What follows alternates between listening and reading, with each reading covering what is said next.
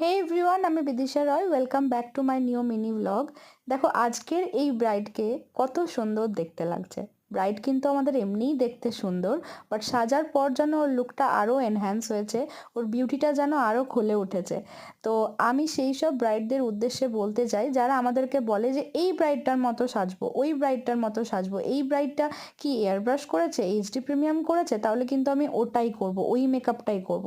তো মেকআপের রেঞ্জ কিন্তু তারা খুব ভালো বা দামি দেখে চুজ করে নেয়, কিন্তু তাদের ব্লাউজের কালেকশন, গয়নার কালেকশন, ফ্লাওয়ারের কালেকশন সব কিছুর ওপর কিন্তু লুকটা ডিপেন্ড করে। তাই আমার আপকামিং ব্রাইডদের উদ্দেশ্যে আমি এটাই বলবো যে শুধুমাত্র মেকআপের রেঞ্জের ওপর কনসেন্ট্রেট করলে হবে না, ব্লাউজ, টাইরা, টিকলি, ফ্লাওয়ার, গয়নার কালেকশন সবের ওপরেই কিন্তু নজর দিতে হবে, তবেই লুকটা সব থেকে ভালো লাগবে। ভিডিওটা ভালো লাগলে অতি অবশ্যই লাইক, কমেন্ট, শেয়ার আর চ্যানেলটা সাবস্ক্রাইব করতে ভুলবে না।